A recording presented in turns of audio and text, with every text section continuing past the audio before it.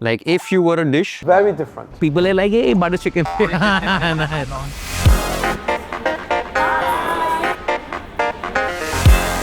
Grandfather used to joke. You cannot be a chef. And that's what he wants, and that's what he wants. I learned not to argue with chefs. That's interesting. Guess the dish. How many fingers am I holding? I have no idea. Is this Hari's? I'm not sure. I started with the tomato. Like cardamom. Cumin, the garam masala, creamy, slow simmer. Let it boil. So many different layers, flavors, And then all kinds of spices. Spices, yeah. burst of flavors. Already hungry. It sounded like very Indian. Is excellent. Well, besides food poisoning. Seat 07A was the number of my seat on my one-way ticket to India. नमस्कार देवी और सज्जनों, नई दिल्ली में आपका स्वागत है। The idea behind podcast is to introduce multiculture to India and the world while breaking down stereotypes.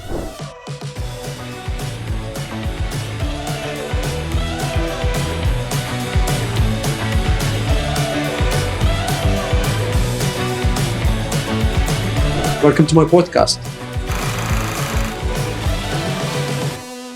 We should introduce ourselves. I have an interesting way just to break the ice. Can we introduce ourselves as a dish? Like if you were a dish, what you would be and why? We can start with Neha. One dish that matches my personality type is definitely pani puri.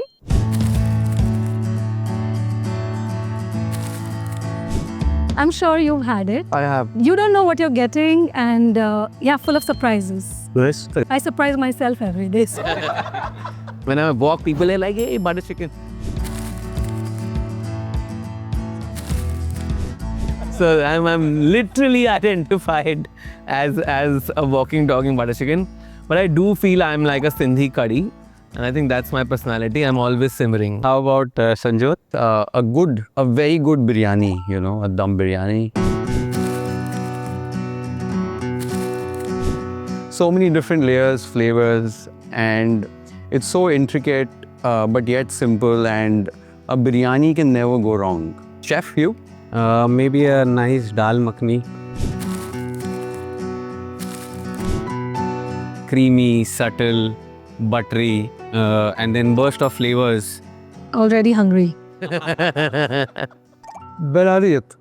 Maybe not everyone would be able to know what belariyat is, so they can go back to the video. Thank you for that.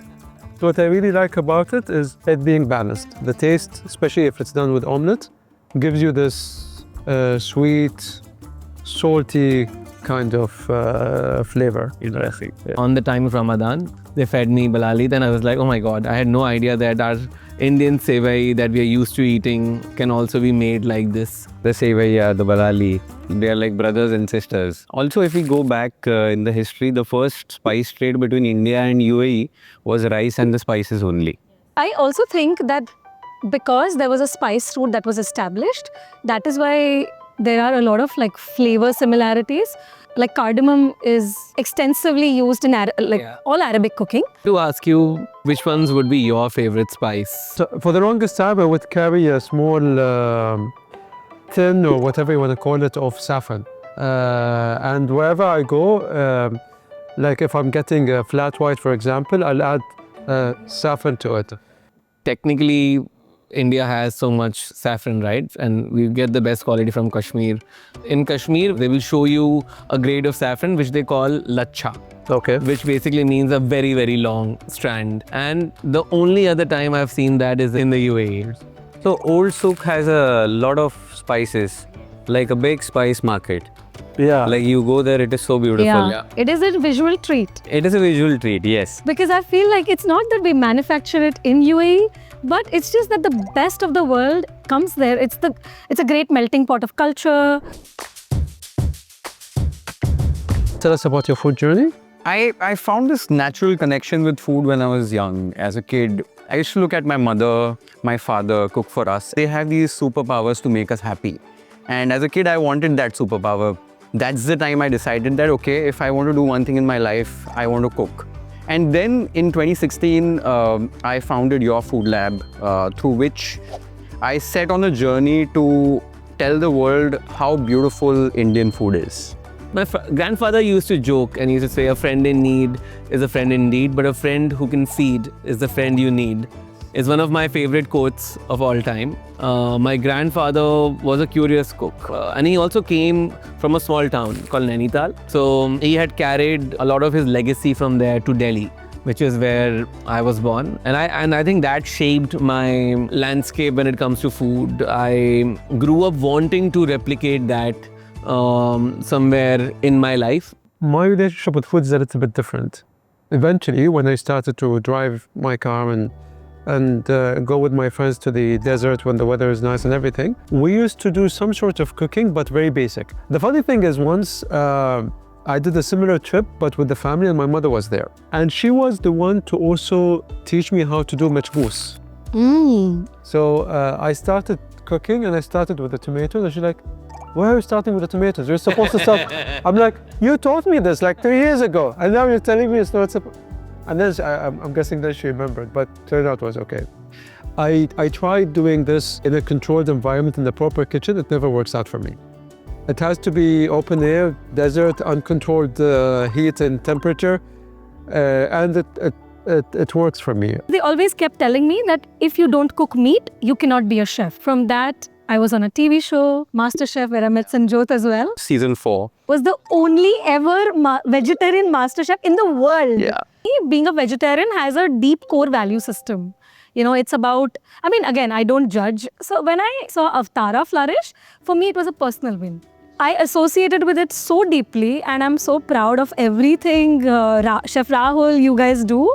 So it's we incredible. Just wanted to redefine it again, that Indian vegetarian food also can be beautifully plated. I mean, served in a fine dining way. And then Dubai gave us the chance. I joined a restaurant called as Avatara Dubai. Okay. The Michelin came there. Avatara won its first Michelin star in Dubai. People are appreciating the fact that we do our food without mushrooms or paneer or anything. Yeah. Very interesting. Vegetarian food here is excellent. Seriously, it was one of my best food experiences. I had like what, 14, 16 courses? I can't, like it was the whole thing. We remember, we were back in the kitchen when we were outside. We did the whole thing.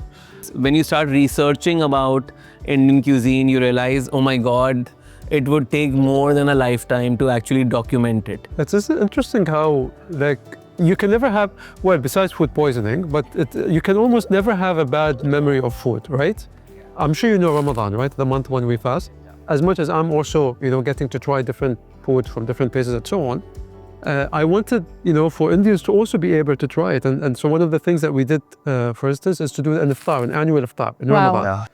And there's a dish in Ramadan called haris, which is very similar and close to halim. Yeah, very similar. And in Ramadan, before iftar, haris is one of the easiest things to make in quantities and to send to your neighbors, because in Ramadan, the neighbors will also send you something. We obviously celebrate Ramadan in India too, but during Diwali also, we keep sending food to each other's houses, and every region in India would have something different to cook. But the food which is being cooked is inspired from the local ingredients, the geography, the people, and the kind of food which is cooked, which is pretty interesting. It's nice to see that those certain habits can be adopted from a whole different festival or a whole different celebration into another celebration and to be done. So that's really nice. It tells you a lot about the common things, huh? But when I was listening to the recipe you were reciting about the machbous, it sounded like very Indian. Onions, tomatoes, garlic, yeah, pretty similar to biryani. Pulao. And then all kinds of spices. Spices, yeah. And then everything just Cooked and simmered. cooks. Exactly. It's sort of like a yakhni. Yeah, like a yakhani pulao or a biryani done in the southern region of India, where you cook everything together. You put the rice, water, and just bring it up to simmer and cook it. If we have to ask you, there's one favorite dish or your personal favorite thing, what you would want to serve in a diplomatic dinner, what would it be? I've said this maybe 100 times, but shahi tukra. Nice. We did the mango version of it when that's the mango season. But funny enough, when I mentioned in one of the podcasts, I got a request from back home to get a recipe, and it's someone quite senior. So he sent someone from his office to basically check in with me and ask for the the recipe so that someone from there would be able to prepare it. So we did the whole thing, the recipe and the video, and we shared it so that they can, get to do it right. I'm sure you must have tried a lot of Indian restaurants in India. I did. In Delhi, I like Indian accent. I'm sure we all love it. In Mumbai, I like transcends. Thank you. Seriously, it was one of my best food experiences. Like the whole thing was something else. Do you try any street food? Do you like vada pav from Mumbai? So when I first came, I was more adventurous. Yeah. So I did all Delhi street food, and I did Mumbai street food as well. But that's it afterwards. What was your favorite Old Delhi street food? The kebabs from Karim. Oh wow. There was also a kind of butter chicken which doesn't have Oh, the yeah. sauce. It's basically literal butter chicken. It's just tossed in butter. Yeah, but then it comes also with the bread, which is very Tandoori light. roti. Tandoori roti. Yes. Is it? Like the very light. Yeah, it's tandoori roti with yeast basically. So khamiri roti. So it was very light. Very pillowy. and yeah, the dish was very different. It was good. Okay, so we have the most exciting section now. We'll have to guess the dish, blindfolded. Wow. As long as the eyes are covered. You look like the Kanun ka this thing. Adalat. Saransh, I think with the aroma itself, you will like kind of guess what it is. You can hold the spoon. Thank you. And the plate is Right. okay. Cool. It's delicious, but Yeah. Okay. yeah, it looks delicious, smells You delicious. guys mean delicious. Is this Haris? No. Oh. Fried is called onion. The barista. The brista. Fried Yeah. onion is We there. all love it. Halim. No. No. Is this madruba? It's madruba, yes. Wow. You will know it in like one bite. Yeah, it'll be fun to see. I think think you so. should put this one to confuse him. Yeah. He's gonna know. Oh, it's Bilari. Very easy, very easy. Come on. I think, but you guys could have done better. What? But how? You know what? I will bet my money on what's coming. I can write on a shit and leave it here. I knew it. What? I think use a spoon. Yeah. Biryani? Yeah. I mean, this was a joke. We served it to You can enjoy it now. But is it vegetarian? Yeah, it seems vegetarian to me. Yeah. Neha, how many fingers am I holding? I have no idea. This looks so good. So I mean, it doesn't usually get served with a spoon, but Yeah. There. He's given you the most important hint. I think you should dish the fork. No? you can go by hand. Saransh says, then I do. Yeah. That's what it is. Yeah, there. Okay, I know. You already know. Okay, first, I love it. It's Lukaiman. Now you can pop a full one. Oh, this is like one of the most amazing dessert. The Emirati cousin of gulab jamun, like And donut. and donut. it's my turn now. Oh. You know, I don't think you guys were doing this properly. It seemed like there is room. No.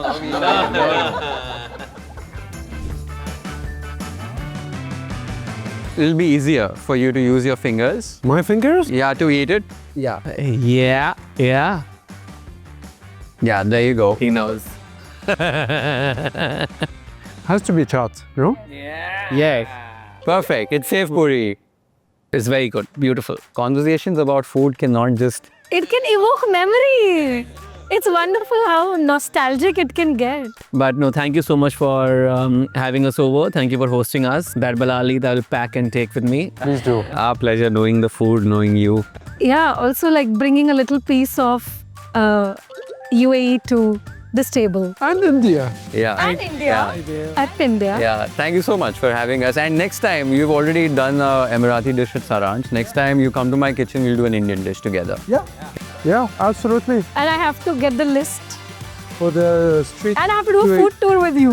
Okay, Yeah. we do that. And if he comes to your kitchen, we'll steal him to Avatar. There, your itinerary is set. Excellent. Food is always great.